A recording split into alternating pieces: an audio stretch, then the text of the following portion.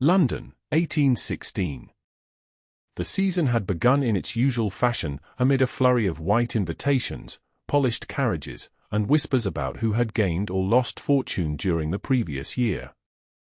Miss Grace Winthrop observed it all from behind her fan, a fortress of painted silk that concealed thoughts far too dangerous for polite society. Another ball, another parade of eligible gentlemen who see nothing beyond my dowry, she murmured to her cousin as they entered the Hartwells' ballroom.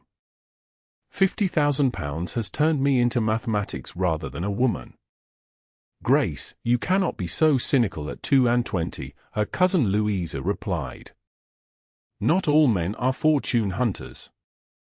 Merely the ones Mamma invites to tea, Grace said, forcing a smile as she acknowledged the hostess with a perfect curtsy. What Grace would never admit aloud, what she barely admitted to herself in the darkness of her bedchamber, was that her cynicism served as armor. 3 seasons had taught her that marriage was a marketplace where women were commodities valued by their connections, accomplishments, and fortunes. To believe otherwise invited heartbreak. Her father had explained it plainly enough: marriage is a merger, Grace. Sentimental attachment is a luxury few can afford. As the daughter of a merchant who had purchased his way into respectability, she understood her role: to secure the family's social position through an advantageous match. The Hartwell ballroom swirled with color and light, ladies in pale silks and gentlemen in stark black and white. Grace allowed herself to be led into a country dance, maintaining perfect conversation with her partner while her mind wandered. She had become adept at performing the role of the eligible miss, playing pianoforte when requested, reciting appropriate poetry, expressing exactly the right degree of enthusiasm for subjects ranging from weather to watercolors. Her current partner, a baronet with thinning hair and thickening waist, spoke at length about his kennels while Grace nodded at appropriate intervals. This was precisely the sort of respectable match her parents envisioned: title in exchange for fortune, a business transaction disguised as matrimony. I believe my hounds are the finest in the county, the baronet declared. Perhaps you might visit my estate to see them. Before Grace could formulate a suitably polite but noncommittal response, the music ended. She curtsied, expressed appropriate gratitude, and escaped to the refreshment table where Louisa waited. Lord Harrington is watching you again, Louisa whispered, tilting her head subtly toward the far wall. Despite herself, Grace glanced in the indicated direction. The Marquis of Granville, Lord Henry Harrington, stood apart from the crowd, his expression one of barely disguised contempt for the proceedings. Tall and lean, with dark hair that curled slightly at his temples, he had the sort of aristocratic features that spoke of generations of selective breeding: high cheekbones, a patrician nose, and eyes the color of a winter sea. Lord Harrington watches everyone as though cataloguing their flaws, Grace said. I cannot imagine why. His own reputation hardly merits such superiority. The Marquis's scandals were legendary: duels fought over married women, gambling debts that would ruin lesser men, and a cutting wit that had reduced débutantes to tears. At 33, he remained determinedly unwed despite being one of England's most eligible bachelors. They say he's sworn never to marry, Louisa continued. That after his parents' infamous marriage, he believes the institution itself is poison. Then we are aligned in one thing at least, Grace replied.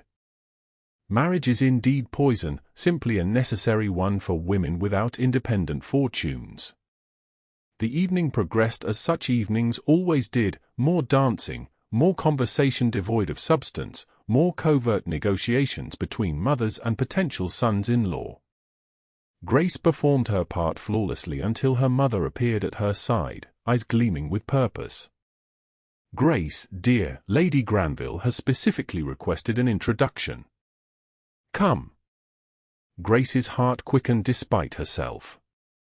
Lady Granville was the Marquis's aunt and guardian after his parents' deaths, a formidable dowager whose approval could make or destroy reputations. As they approached the elegant older woman, Grace noted with alarm that Lord Harrington himself stood beside his aunt, looking thoroughly displeased by whatever scheme she had concocted. "Lady Granville, may I present my daughter, Miss Grace Winthrop," her mother said with a curtsy deeper than strictly necessary. The Dowager Lady Granville assessed Grace with shrewd eyes. "Charming. I understand you are quite the accomplished pianist, Miss Winthrop." "You are too kind, my lady. I play tolerably well, though I would never claim mastery." "Modesty, how refreshing," Lady Granville said with a thin smile. "My nephew is hosting a small musical evening next week. We would be delighted if you would perform." Grace felt Lord Harrington stiffen beside his aunt. "I'm certain we could find more accomplished musicians, Aunt Beatrice," he said, his voice deep and resonant despite its coldness. "Nonsense, Henry. I've heard Miss Winthrop plays beautifully, and it's time you showed some interest in society's offerings." The Marquis fixed Grace with a gaze that might have withered lesser women. "Do you enjoy being paraded about like prize livestock at a fair, Miss Winthrop?" Grace's mother gasped, but Grace felt something unexpected, a spark of genuine emotion breaking through her carefully maintained facade. Not embarrassment, but anger. "About as much as you enjoy using rudeness as a shield against basic human connection, my lord," she replied, keeping her voice pleasant despite the words. For a fraction of a second, surprise flickered across his face before his expression hardened once more. "Then we understand each other perfectly." Lady Granville's eyes gleamed with unexpected approval. "Wednesday at 8, Miss Winthrop. My nephew's house in Grosvenor Square." She turned to Grace's mother. "Mrs. Winthrop, perhaps we might discuss the arrangements further." As the older women moved away, Grace found herself momentarily alone with the Marquis, a scandalous circumstance that would set tongues wagging if observed. "I have no interest in your dowry or your accomplishments, Miss Winthrop," he said quietly. "Whatever scheme my aunt is planning will come to nothing." "What a relief," Grace replied. "I had feared you might be the one man in London without designs on my father's money. I have my own fortune. And I have my own mind, my lord. Neither of us is for sale." Something shifted in his expression, not quite respect, but recognition. "I will never be yours, Miss Winthrop, nor you mine.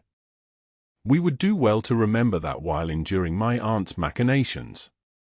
With a curt bow, he walked away, leaving Grace with the unsettling realization that for the first time in years, she had spoken without calculation.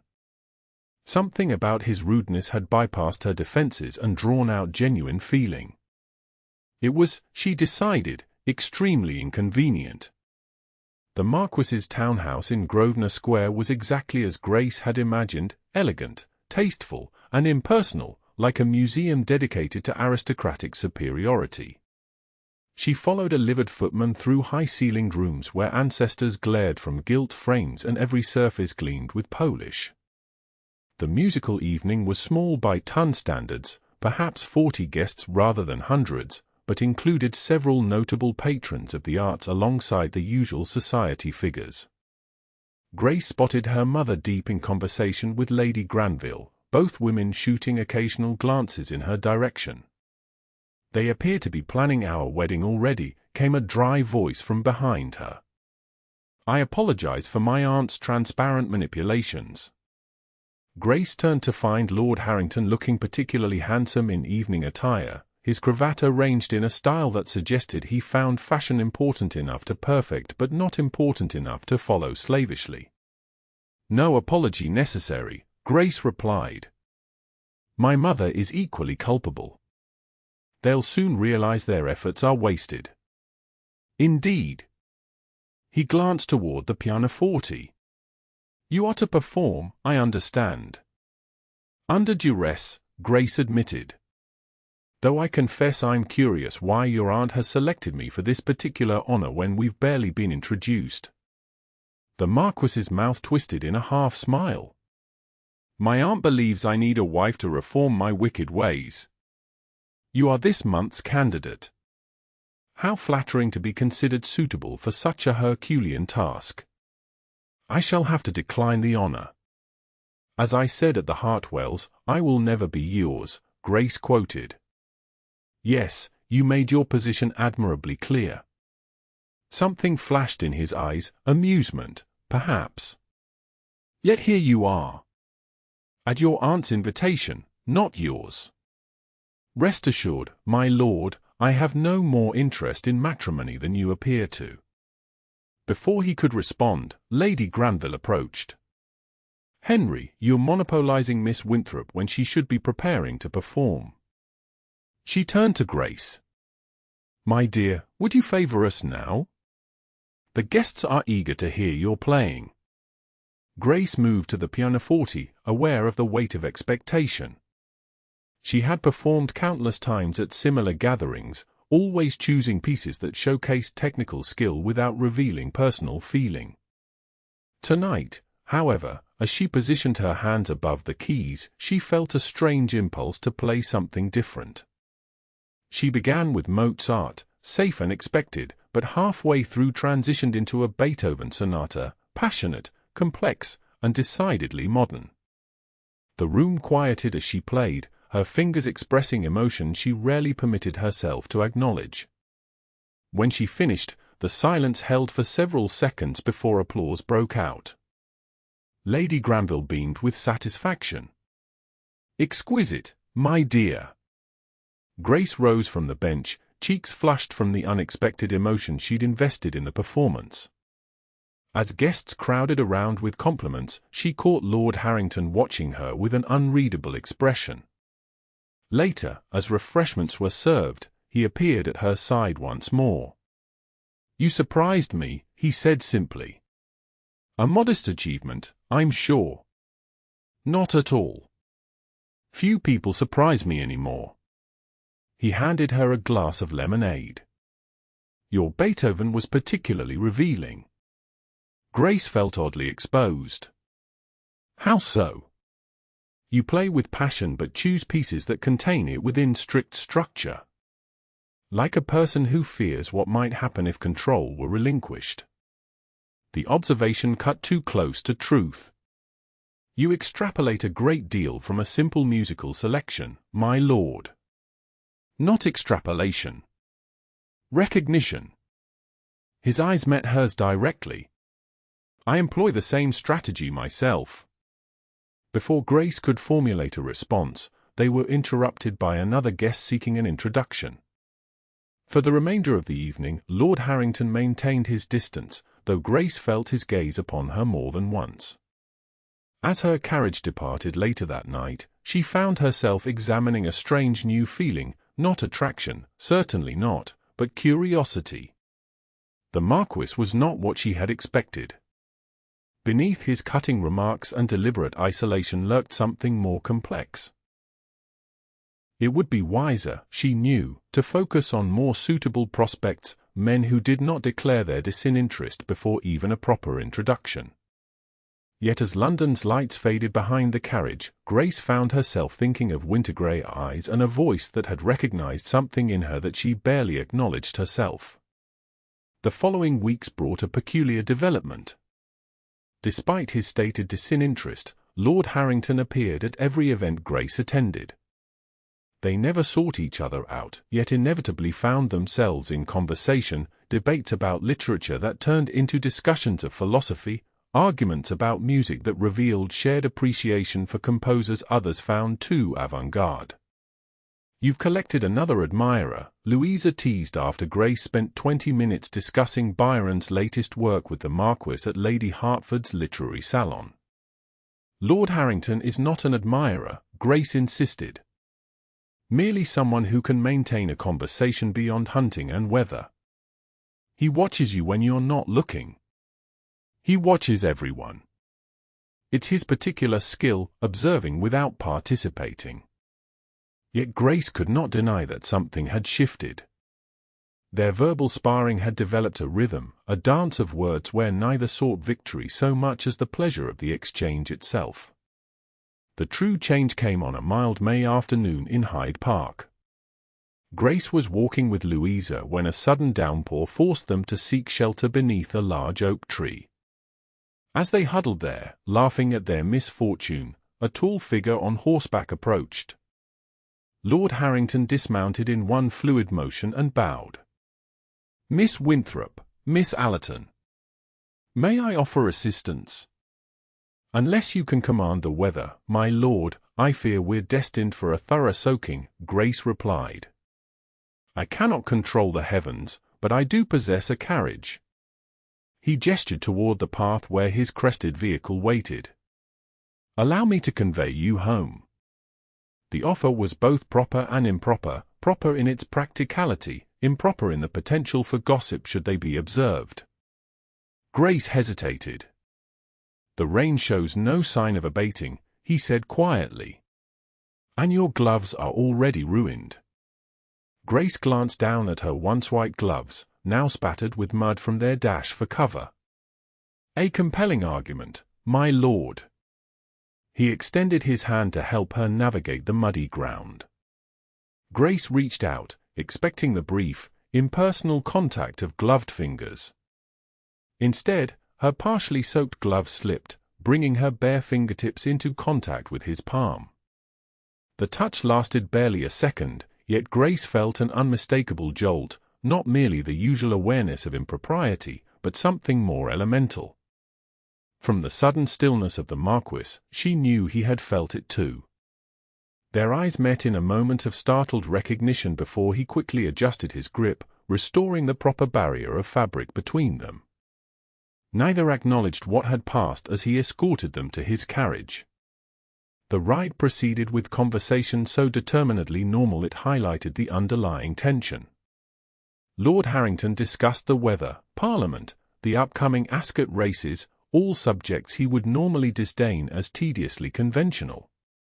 When they reached Louisa's home first, Grace prepared to disembark as well, planning to walk the short distance to her own house. "Don't be absurd, Miss Winthrop.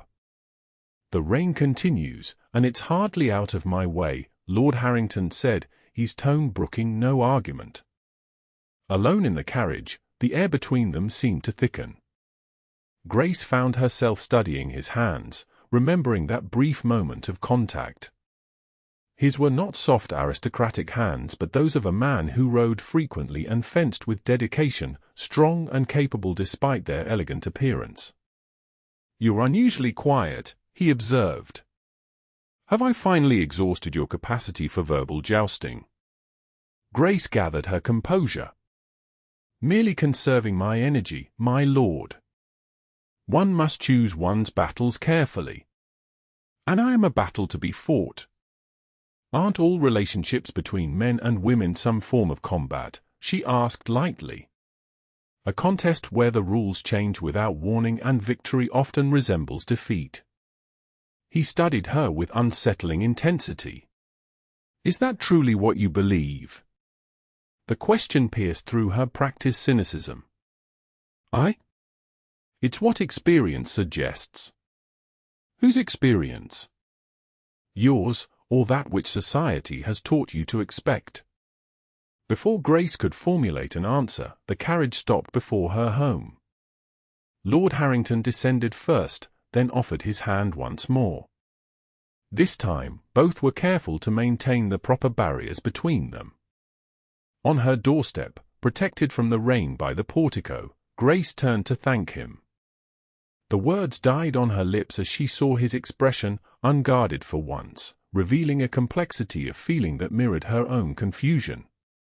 "Miss Winthrop," he began, then stopped, seeming to reconsider. "Grace." The sound of her given name in his voice sent a shiver through her that had nothing to do with her damp clothing.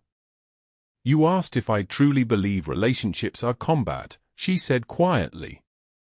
"The truth is, I don't know what to believe anymore." Something shifted in his eyes, a softening, a surrender to some internal argument. "Nor do I." He bowed formally. "Until next time." Grace watched his carriage depart, aware that something fundamental had changed between them and within her. The carefully constructed philosophy that had protected her heart for 3 seasons suddenly seemed fragile, built on assumptions rather than evidence. That night, she wrote in her journal for the first time in years, attempting to make sense of her feelings. The resulting pages were a mess of contradictions and questions, ending with a line that disturbed her enough that she immediately crossed it out. "What if everything I believed about marriage is wrong?" The Wentworth ball should have been like any other, an opportunity for Grace to maintain her careful balance of appropriate sociability without encouraging particular attachment. Instead, from the moment she entered the ballroom, she felt unbalanced, scanning the crowd for one specific face. Lord Harrington stood with a group of gentlemen, laughing at something. The sound carried across the room, genuine amusement rather than his usual sardonic chuckle. Grace found herself smiling in response before catching herself. "You're staring," Louisa whispered. "I was merely observing the extraordinary spectacle of Lord Harrington enjoying himself in society. It's like witnessing a solar eclipse, rare enough to merit scientific study. Perhaps he has reason to enjoy himself this season." Grace was saved from responding by the approach of Mr. Finlay, a gentleman of good family but limited conversation, who requested the upcoming set. She accepted with practiced grace, though her eyes strayed repeatedly to where Lord Harrington now stood in conversation with their hostess. As the music began, Grace took her place in the formation, focusing on the dance rather than her wayward thoughts. She was progressing down the line when she realized her next partner in the configuration would be Lord Harrington himself, who had joined the set with a partner whose identity Grace failed to register. Their hands met briefly as required by the dance. Even through gloves, Grace felt that same awareness that had disturbed her in the carriage. Lord Harrington's expression remained neutral, yet she noted the slight tension in his jaw. "You appear to be enjoying the ball, my lord," she said as they circled each other. "Appearances can be deceptive, Miss Winthrop." "Then you are not enjoying yourself." The dance separated them momentarily. When they came together again, he said, "I find I enjoy very specific aspects of these gatherings. The music? The refreshments? The opportunity to disparage fashion choices." A ghost of a smile touched his lips. "The company, on rare occasions." Before Grace could respond, the pattern of the dance separated them again. When the music ended, she found herself on the opposite side of the set, watching as Lord Harrington bowed to his partner. Throughout the evening, Grace was unusually distracted. She maintained conversation with her various partners, laughed at appropriate moments, and performed all the expected social niceties, yet remained acutely aware of Lord Harrington's location at all times, a compass needle constantly orienting to north. During a brief respite between dances, she retreated to the relative quiet of a small antechamber adjacent to the ballroom. The room was empty save for a few potted palms and a marble bust of some forgotten Roman. Grace welcomed the moment of solitude to compose herself. "Escaping your admirers, Miss Winthrop." She turned to find Lord Harrington standing in the doorway, his tall frame silhouetted against the brighter light of the ballroom. "Merely seeking a moment's peace, my lord." The constant din of polite conversation can be exhausting. He stepped into the room, maintaining a proper distance. "Indeed." Particularly when the conversation rarely rises above the intellectual level of a pampered lapdog. Grace smiled despite herself. "You're unkind to lapdogs, my lord." "I've known several with greater depth of thought than certain members of the ton." His answering smile transformed his face, softening the sharp angles and bringing warmth to his eyes. "You continually surprise me, Grace." The use of her given name should have shocked her, yet it felt strangely natural. "Turnabout is fair play, Henry." You've upended many of my expectations as well." The air between them seemed to thicken, charged with unspoken possibilities. Grace knew they stood at the edge of propriety, alone together, using Christian names, engaging in conversation far more intimate than society permitted. "We should return to the ballroom," she said, though she made no move to leave. "Yes," he agreed, equally stationary. "We are courting scandal." "Are we courting?" The words escaped before she could contain them. Henry's expression grew serious. "I told you once that I would never be yours." "I remember. I believed it when I said it." He took a step closer, still maintaining enough distance to be proper should anyone enter, yet near enough that Grace could see the conflict in his eyes. "Now I find myself uncertain of many things I once considered immutable truths." Grace's heart quickened. "Such as?" "Such as the impossibility of genuine connection in a world built on artifice. The inevitability of disappointment in marriage. The wisdom of maintaining emotional distance. Those are bleak certainties to question." "Perhaps." Another step closer. "What certainties do you question, Grace?" She should step away, return to the safety of the crowded ballroom and well-defined social rules. Instead, she answered honestly that marriage must be either a business arrangement or a sentimental folly. That maintaining control of one's emotions is the only protection against suffering. That cynicism is wiser than hope. Henry's hand moved slightly, as though he might reach for hers, before dropping back to his side. "We have constructed similar fortresses, it seems." "With similar results," Grace acknowledged. "Safety at the cost of genuine feeling." The sound of approaching voices broke the moment. Henry stepped back, his expression closing like a shutter across a window. Grace smoothed her skirts, adopting the pleasant mask she wore in society.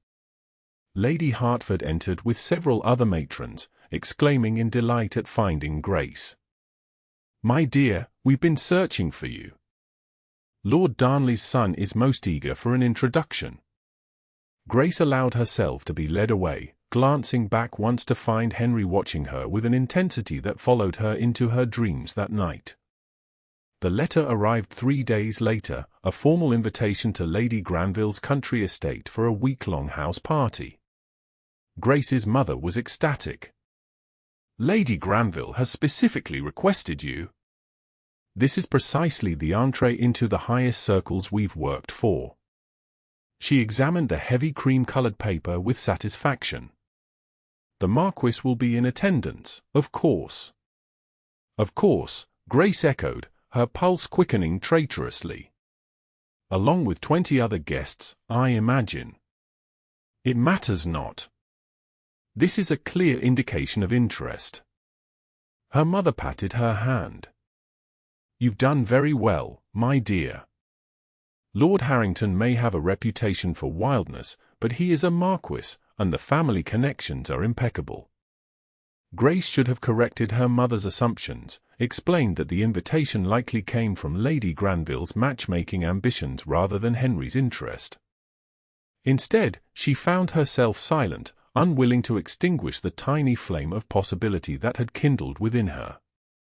The Granville estate in Kent was everything an ancestral seat should be: imposing, beautiful, and steeped in history.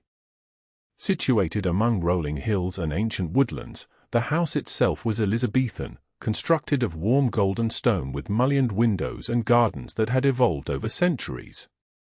Grace arrived with her mother and father, joining a carefully selected group that included several eligible young ladies, a few respectable matrons, and gentlemen of various ages and stations. Lady Granville greeted them warmly, making a particular fuss over Grace.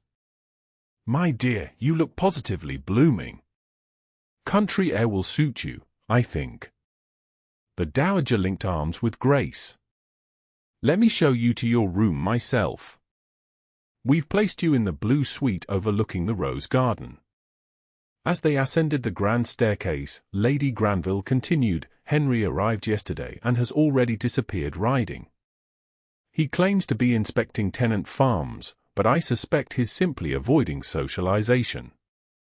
"Lord Harrington does not seem to relish large gatherings," Grace observed diplomatically. "He relishes nothing since his parents' disaster," Lady Granville said with surprising frankness. "Olivia and Richard's marriage was a battlefield from the beginning, constant betrayals, public scenes, private cruelties. Henry witnessed far too much as a child." Grace felt a pang of sympathy. "That must have been difficult." "It shaped him, my dear. Made him wary of attachment." The Dowager paused outside a blue-paneled door. "Which is why I was so pleased to see him engaged in genuine conversation with you. You've penetrated his armor somehow." Grace felt her cheeks warm. "I think you overestimate my influence, Lady Granville." "I never overestimate, Miss Winthrop. I observe." She opened the door to reveal a lovely bedchamber decorated in shades of blue and cream. "Rest before dinner. We dine at 7. Left alone, Grace moved to the window, gazing out over formal gardens that gave way to more natural landscaping.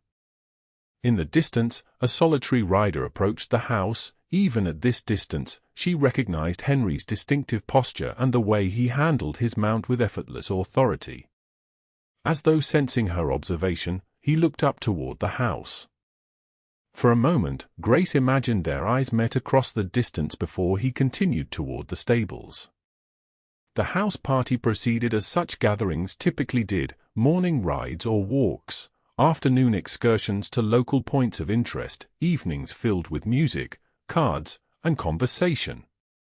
Grace found herself constantly aware of Henry's presence, though he maintained a careful distance except during activities that naturally brought them together.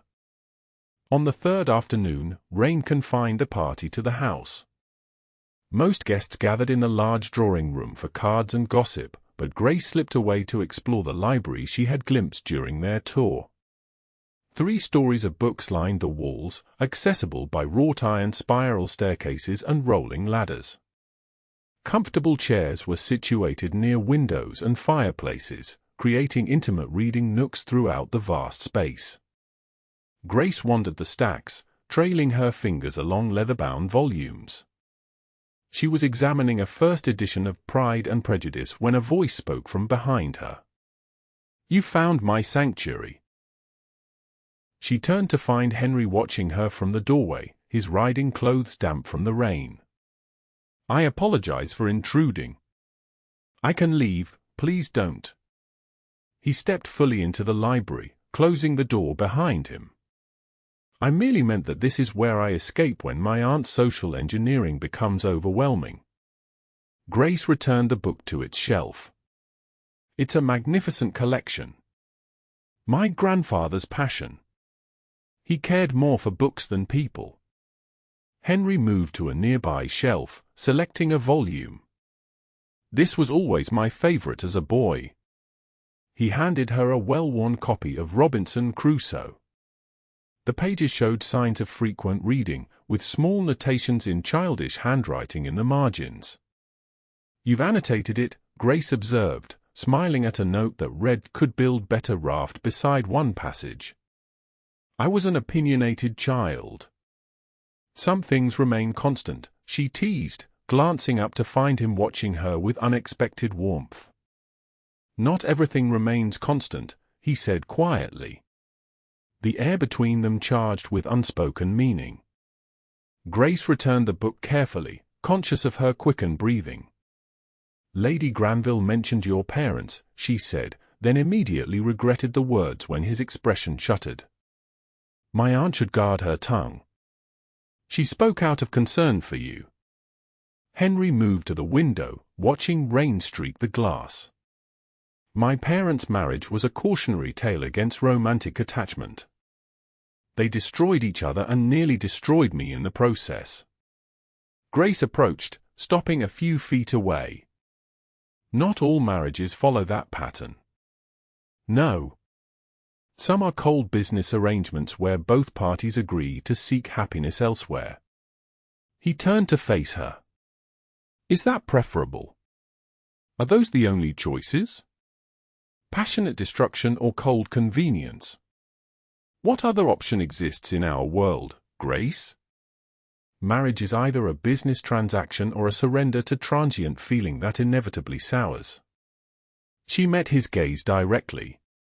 Perhaps there's a third path, one based on mutual respect, genuine affection, and choice rather than obligation or temporary madness. A pretty fantasy. Is it? Grace took a step closer. Or is it merely rare because so few are brave enough to build such a foundation? Henry's expression softened. Are you always so determined to find hope in cynical soil? Only recently, she admitted. I once shared your conviction that marriage was merely a necessary transaction. Now I find myself questioning that belief. Why? The simple question demanded a truthful answer. Grace gathered her courage. Because I've experienced connection I didn't think possible. Conversation that challenges rather than bores. Understanding without words. She paused, heart racing. Because of you, Henry. He remained perfectly still, only his eyes revealing the impact of her words. Grace, the library door opened, admitting Lady Granville and several other guests. Here you are.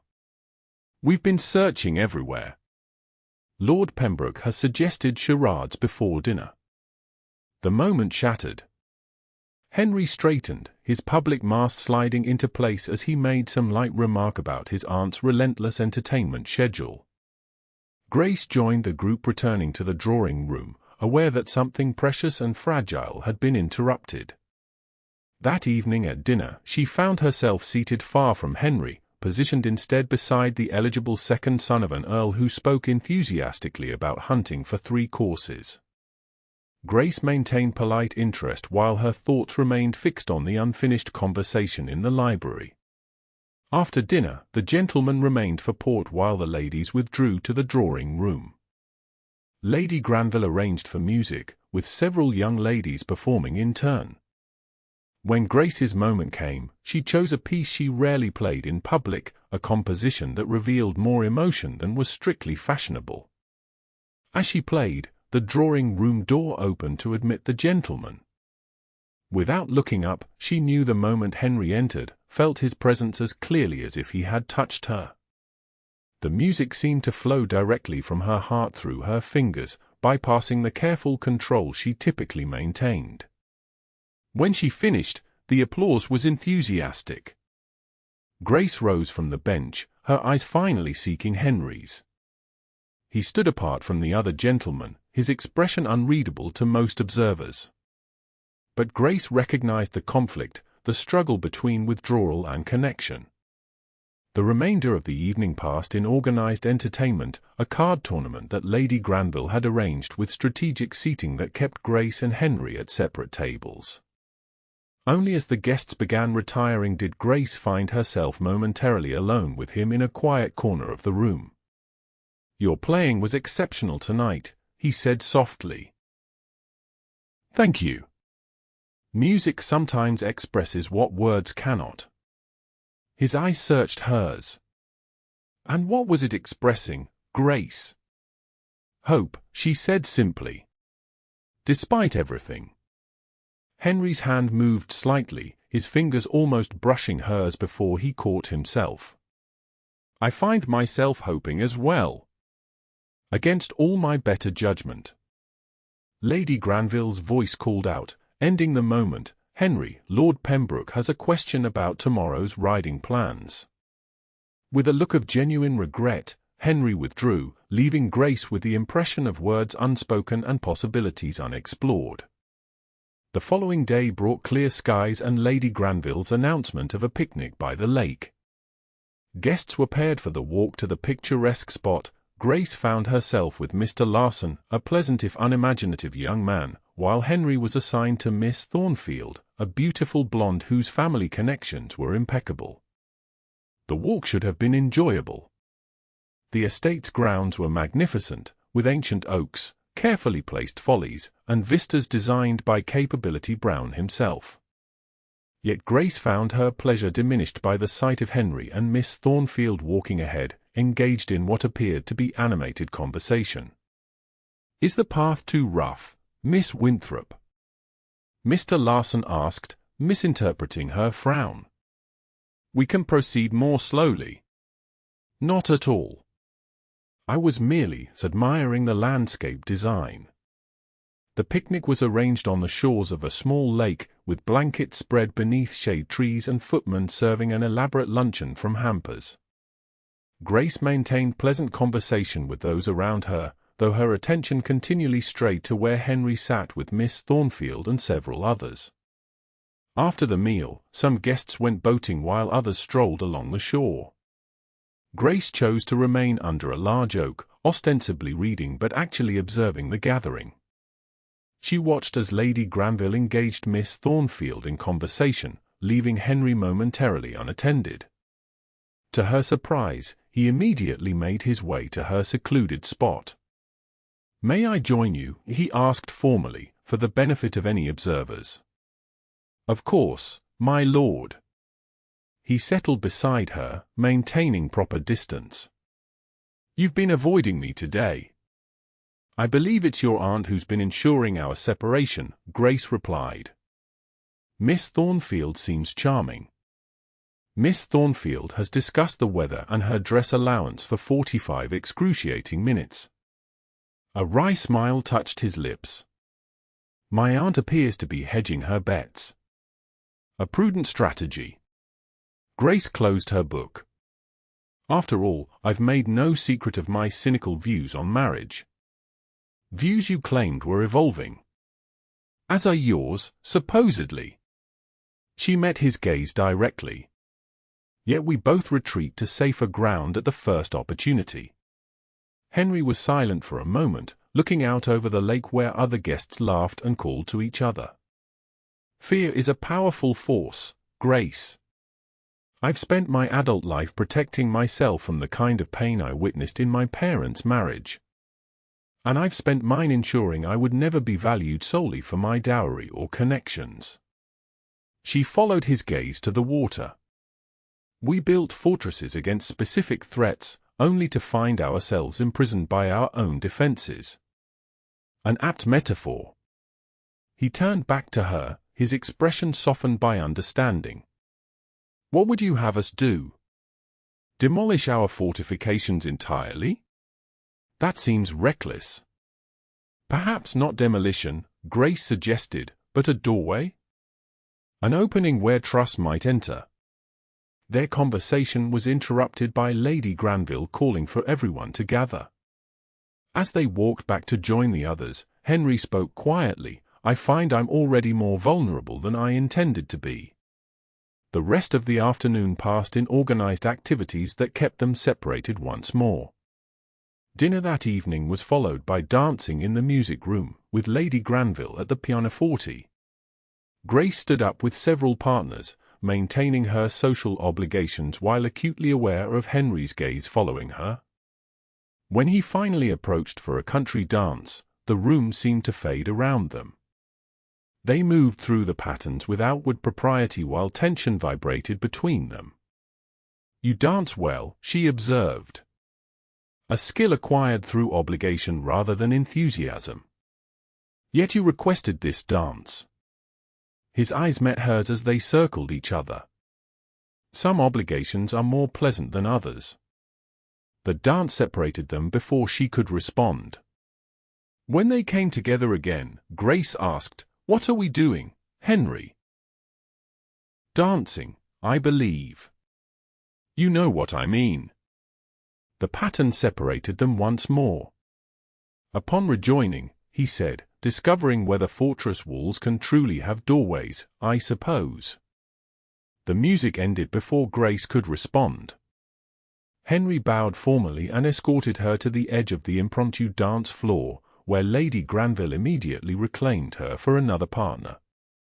The evening stretched on, with Grace and Henry exchanging glances across the room but finding no opportunity for private conversation.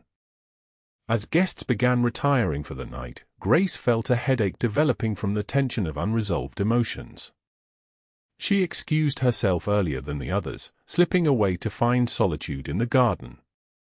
The night was clear, with a three-quarter moon illuminating the formal paths and casting silver light over box hedges and stone statuary. Grace wandered toward a small gazebo that overlooked the valley, grateful for the cool night air against her flushed skin. She had just settled on a bench when footsteps approached. Henry stood at the entrance to the gazebo, his face half in shadow. "I saw you leave." "That sounds dangerously like concern, my lord." "It is concern." He stepped into the gazebo but remained standing. "You seem troubled." "Merely overwhelmed. Too many people, too much artifice. The perpetual performance of society." Henry moved to the railing, looking out over the moonlit landscape. "One of many reasons I prefer solitude. Yet here you are, seeking company." He turned to face her. "Not company. You, specifically." The simple statement hung in the air between them, more revealing than any flowery declaration might have been. "Why?" Grace asked softly. Henry approached, stopping before her bench. "Because you see through the performance. Because your cynicism masks a depth of feeling that matches my own. Because when I'm with you, I find myself questioning beliefs I've held unshakable for 20 years. Grace rose to stand before him, close enough to see the vulnerability in his eyes. "I've spent 3 seasons perfecting the art of pleasant detachment, Henry. Then you appeared with your deliberate rudeness and inconvenient honesty, and suddenly my carefully constructed worldview seems built on sand." "What are we to do about it?" he asked, his voice low. "I don't know." She looked up at him, abandoning pretense. "I only know that the thought of returning to London and resuming our separate lives makes me unbearably sad." Henry's hand rose slowly, hesitating before gently touching her cheek, the first deliberate contact he had initiated. Grace felt the warmth of his palm against her skin, a simple touch that seemed more intimate than any kiss. "I told you once that I would never be yours," he said softly. "I was wrong." The admission hung between them, momentous in its simplicity. Grace placed her hand over his. "And I claimed marriage was merely a transaction. I was equally wrong." Henry's other hand came up to frame her face. "May I kiss you, Grace?" "Propriety be damned." "Propriety be damned," she agreed, rising on her toes to meet him. The kiss began gently, almost tentatively, two people accustomed to guarding themselves learning the language of vulnerability. Then something shifted, a dam breaking as years of carefully controlled emotion found release. Grace's arms wound around his neck as Henry drew her closer, the kiss deepening into something that made fortress walls crumble. When they finally parted, both breathing unsteadily, Henry rested his forehead against hers. "I love you," he said, the words sounding surprised, as though they had escaped without his permission. "God help me, I love you." Grace felt tears spring to her eyes. "And I love you. Against all my careful plans and cynical expectations." They stood together in the moonlight, the moment perfect in its honesty. Then reality intruded as voices called from the house, guests looking for evening walks in the garden. "We should return separately," Grace said reluctantly. "To avoid gossip." Henry nodded, though he seemed reluctant to release her.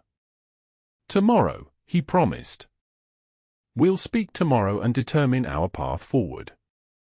Grace returned to the house first, slipping up to her room with her mind whirling and her lips still warm from his kiss.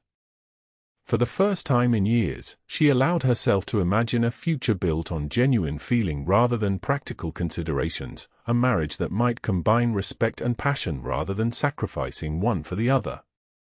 She fell asleep with hope blossoming in her heart, unaware of the storm gathering on the horizon. Morning brought rain that matched Grace's mood when she discovered Henry had been called to London on urgent business. Lady Granville delivered the news at breakfast. A message arrived at dawn, something about his investments requiring immediate attention. He asked me to convey his apologies to the entire party, and... She lowered her voice, speaking only to Grace, his particular regrets to you, my dear. Grace maintained her composure through breakfast, excusing herself afterward to write letters in her room. No sooner had she closed her door than a maid appeared with a folded note. Grace, forgive this hasty departure. The summons was unexpected but genuine, not a retreat from last night's revelations, which I meant with my whole heart. I will return as soon as possible. Until then, know that fortress walls once breached cannot be rebuilt. Nor would I wish to try. Yours. Henry. The note provided some comfort, though his absence left a hollow feeling. Grace rejoined the party for afternoon activities, participating in charades and card games with automatic politeness while her thoughts remained fixed on the previous night's revelations. 2 days passed with no further word.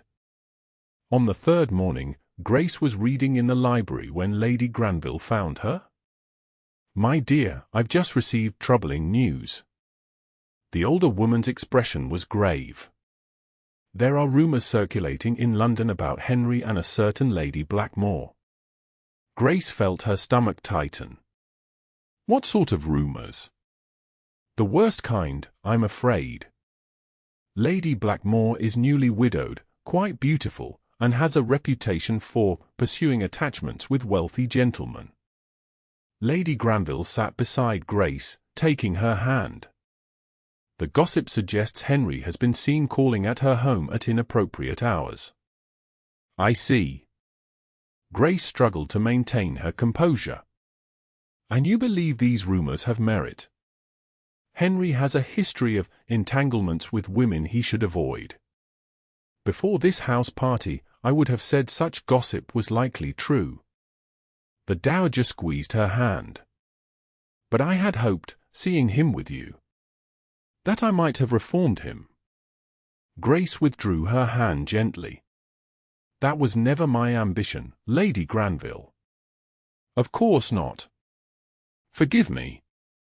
The older woman sighed. I merely thought there was genuine feeling developing between you. So did I, Grace thought, though she said nothing. That evening, a letter arrived from Grace's mother, demanding her immediate return to London.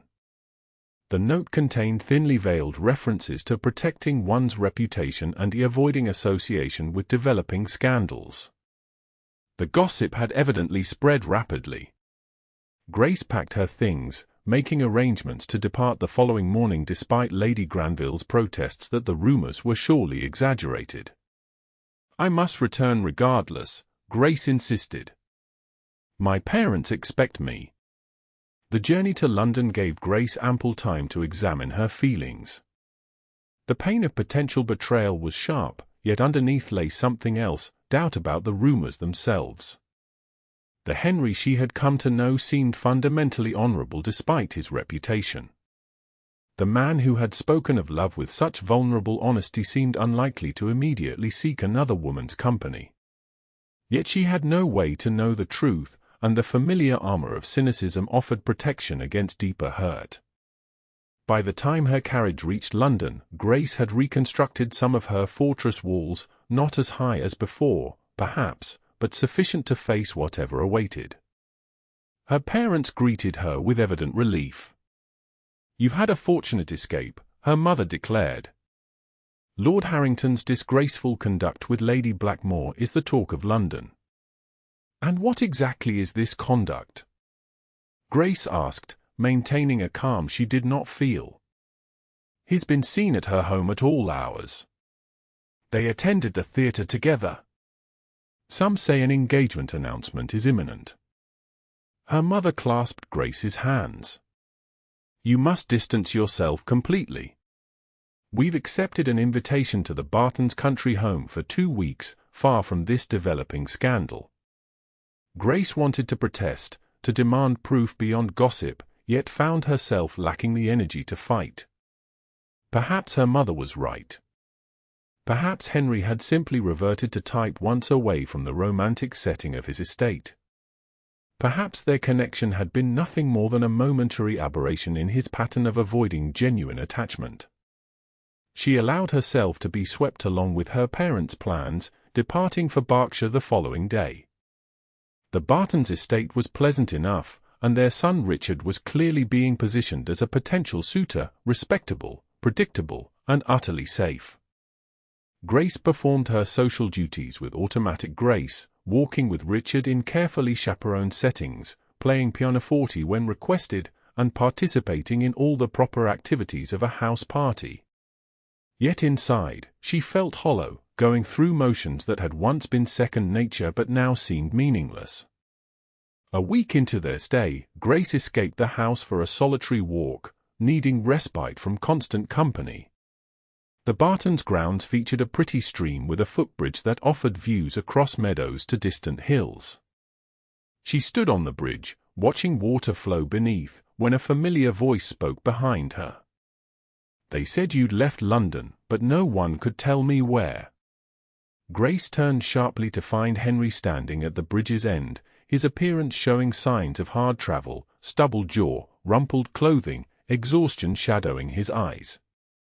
"What are you doing here?" she asked, her voice steadier than she felt. "Searching for you." He approached slowly, as though afraid she might flee. "I returned to Kent to find you gone, then to London where gossip greeted me instead of explanations." "The gossip concerned you and Lady Blackmore," Grace said, the name bitter on her tongue. "Apparently your urgent business in London involved her company." Understanding dawned in Henry's eyes. "You believe I pursued another woman after declaring my love to you?" "What am I to believe?" "You disappeared with barely a note, then were seen repeatedly with a notorious widow." "Lady Blackmore is my cousin's widow," Henry said quietly. "James Blackmore died unexpectedly, leaving considerable debts and a legal tangle regarding his estate. As his closest male relative, I was called to manage the crisis and protect Caroline from creditors." Grace stared at him, processing this explanation that contradicted all the rumors. "Your cousin's widow?" "Yes. Caroline is also 7 months with child, though she's concealed it well while mourning. The estate will pass to her child if it's a boy. My presence has been necessary to establish proper guardianship arrangements and fend off James's less reputable creditors." The explanation was both simple and plausible, far more so than a sudden romantic entanglement. Grace felt her carefully reconstructed walls crumbling once more. "Why didn't you write to explain?" "I did." Henry ran a hand through his already disheveled hair. 3 letters sent to my aunt's house after you departed, then 2 more to your London residence. I received no reply. Grace's eyes widened as understanding dawned. "My mother. She must have intercepted them. She never approved of my attentions. She believed the worst of the rumors." Grace shook her head slowly. "As did I, despite knowing you." Henry closed the distance between them, stopping just short of touching her. "You had every reason to doubt. My reputation, my hasty departure, the gossip. I'd given society ample reason to believe the worst of me over the years. But I should have known better." Grace looked up at him, finally allowing her feelings to show plainly on her face. "I should have trusted what I discovered in Kent, the man beneath the reputation, the heart behind the fortress walls. Trust is not easily given when one has learned to expect disappointment." Henry's hand rose to hover near her cheek, not quite touching.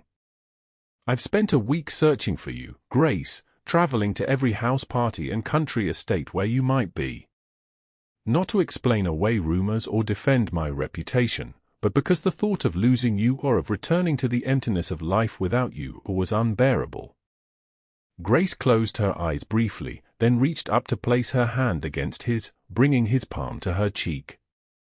I've spent this week pretending that returning to my former life was possible. It isn't. You've ruined me for convenient marriages and protected isolation.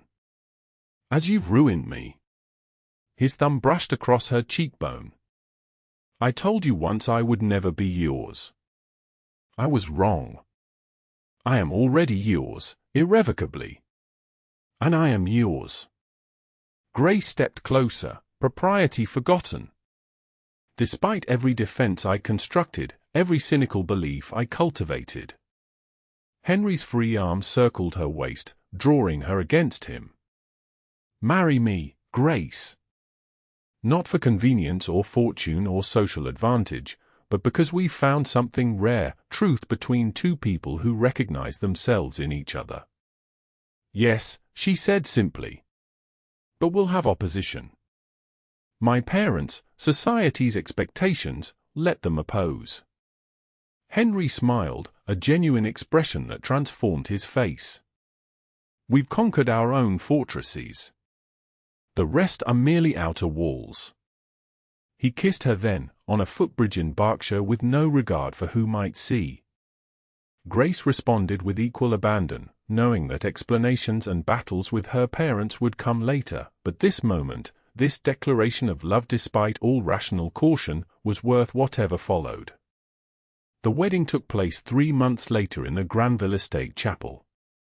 Lady Granville had proven an unexpected ally, confronting Grace's parents with evidence of intercepted letters and making it clear that opposing the match would result in social consequences they could ill afford.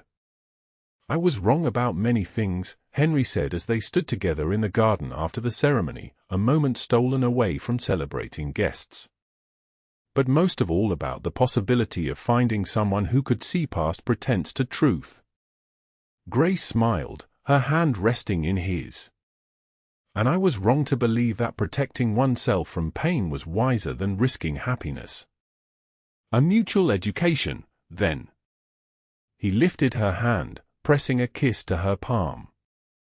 Though I suspect we have much still to learn. A lifetime's worth, she agreed. Fortunately, that's exactly what we have. Later that evening, as they danced together as husband and wife, Grace caught her mother watching them with grudging approval. The tongue would always gossip about their courtship, their hasty marriage, their unconventional approach to society's expectations.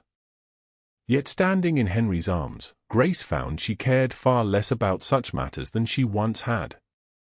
Happy? Henry asked quietly. Beyond measure, she replied. And you?